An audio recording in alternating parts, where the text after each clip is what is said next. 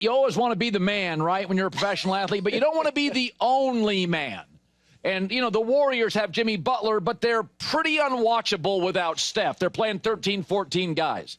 And you can watch when Jokic is tired for Denver, they can't score. And we always say, stop telling me Jayson Tatum is the face of the league. This team is great without him. But the advantage is he doesn't have to be great, and they win. And that's a great feeling. And I was thinking about watching Game 3. Tatum was very good early, but really Peyton Pritchard as the Celtics, who have led New York by 20 points minimum 6 of the 7 times they've played this year. They have a much better team, a much better roster.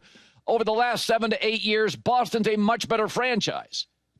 But when Jayson Tatum plays poorly or doesn't play, the net rating often goes up. Did you watch the Warriors without Steph? It's hard. They're unwatchable. You see Jokic is now gassed. Denver can't score.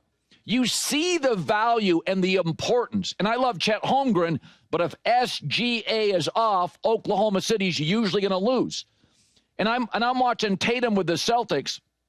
He's just another successful banker at Deutsche. I mean, they've got like 8 guys that can shoot threes. Peyton Pritchard in Game 3 was the dog. He was the guy.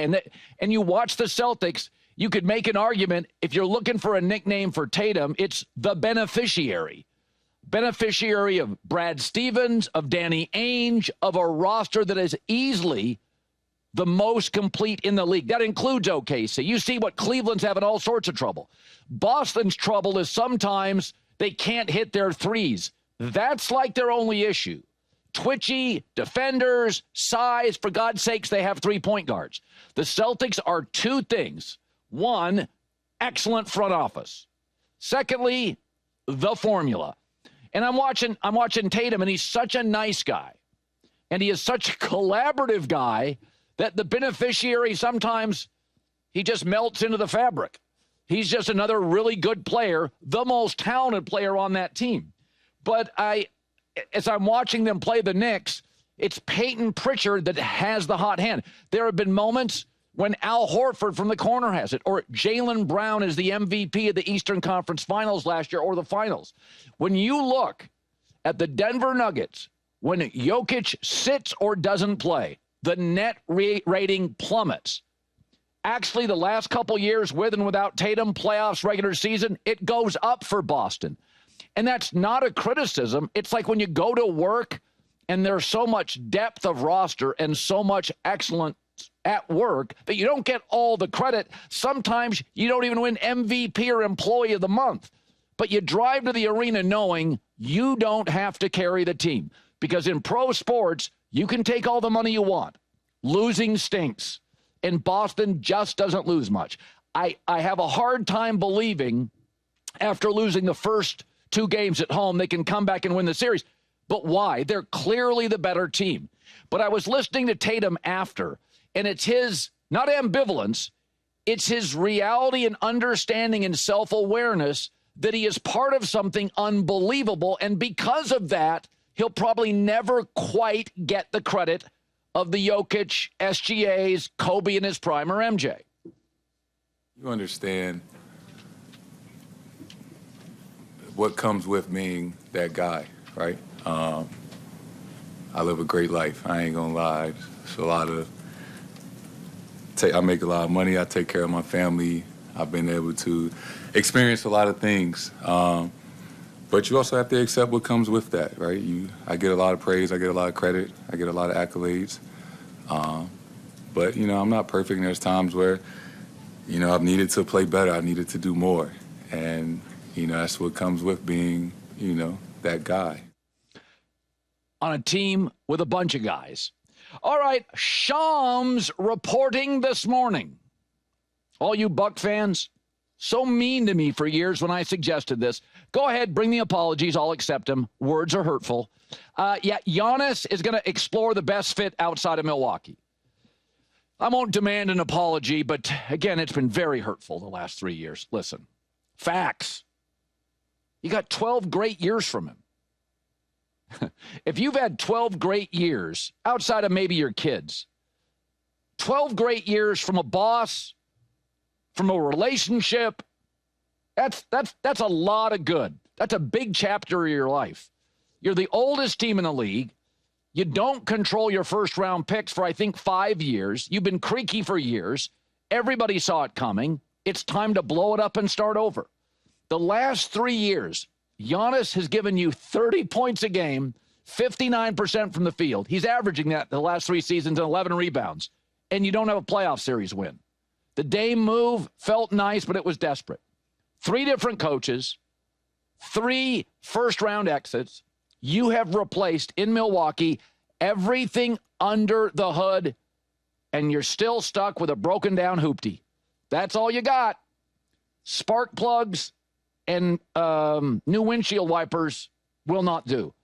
You got 12 years out of it. 12 great years and a trophy. Think of those great Sacramento King teams. No trophies. Think about Kyle Shanahan in San Francisco. All that money, all those wins. No trophies.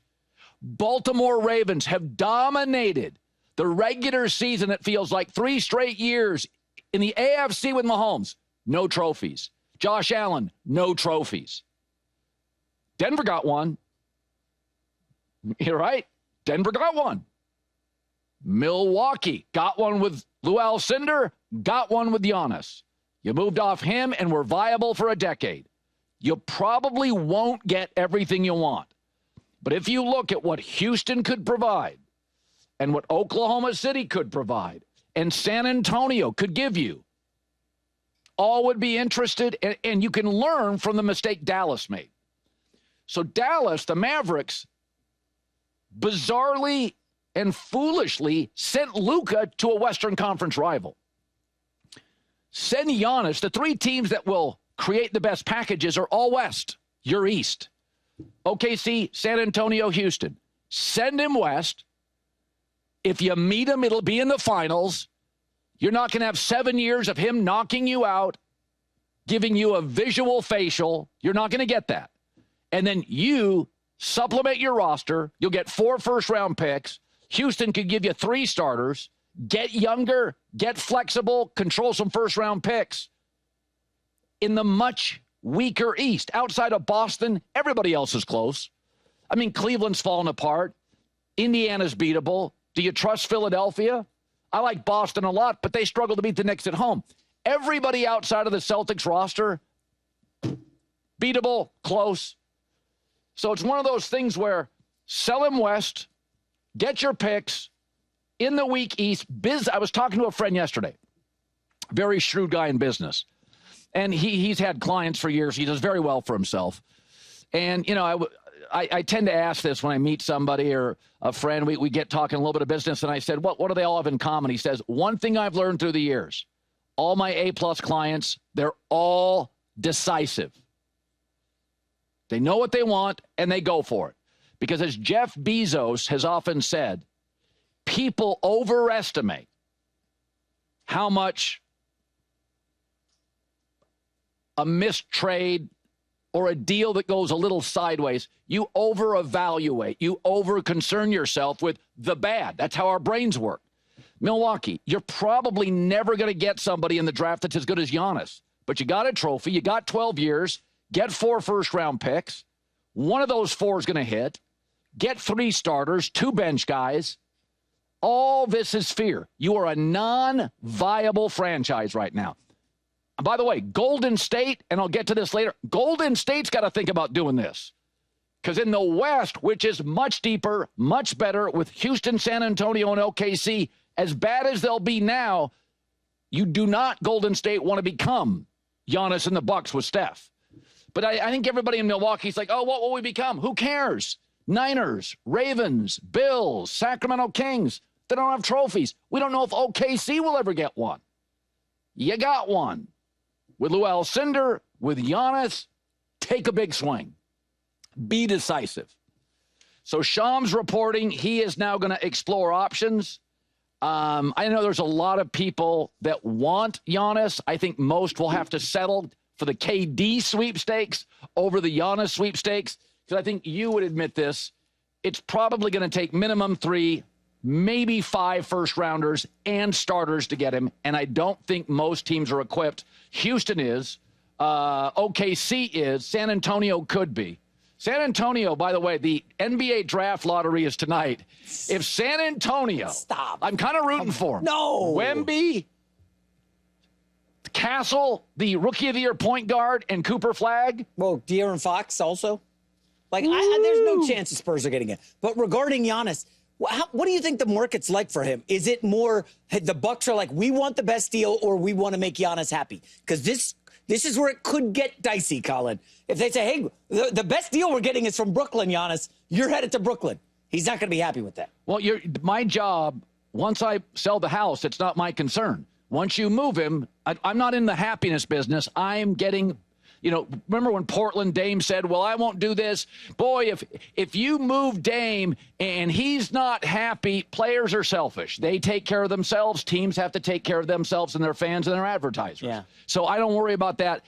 I just don't think many teams are equipped. Like, I think if San Antonio, for instance, won the lottery tonight and knew Cooper Flagg was coming, and they said, Wemby, Giannis, Cooper Flagg, then they could move Castle, the point guard. Because somebody would say, okay, I want Castle. I want a 7-time All-Star point guard. I want the next 4 first-round picks. So it's interesting tonight. If San Antonio wins the draft lottery, they get a huge leg up on getting Giannis. Yeah, well, Houston also has like a 3% chance to win the lottery right there in the mix. And I'll just say this. If the Knicks somehow win tonight against the Celtics, I think we need to accelerate the Boston getting Giannis discussion. Because if Boston loses a series, you're looking at a new head coach, and we got to blow it up. For the record, the NHL draft just had their the team with like 1, 2, 3% won. Oh, wow. Yeah, okay. no, it happens more than you think. Cleveland years ago got it. It happens way more than you think. Atlanta last year in the NBA, Atlanta had 3% chance. They won last year's lottery. Draft you didn't really want to win. No, you didn't. But the point is this idea, the frozen envelope with Ewing. Cleveland, Orlando won back-to-back lotteries. Atlanta won. The New York Islanders just won the NHL lottery. They had like 1.5%, 2%. But we don't need Cooper Flagg in the West. We need him in the East. The East has like no good players, Colin. Come on, you're going to ship Giannis to the West? If you are the Spurs and you win it tonight, Wemby, Cooper Flagg, I can give away my the Rookie of the Year. That is as good. That's better than Şengün. Okay. That's better than Jalen Green. That is a massive benefit for San Antonio. Would you trade Cooper Flagg and Castle and whatever else salary matches up for Giannis? That's too much. No. You know what? Castle and Cooper Flagg can hit those free throws with 1:40 left. Oh, come on. I like Giannis. He's had 3 great years. I'm not giving those 2 guys up. Cooper Flagg could be a 15-year, 24-a-game guy, 24, 9, and 8. No way I'm giving it up. Okay. And tonight's lottery is fascinating because you have a dominant star week 1. Yeah. I'm fired up. Yeah.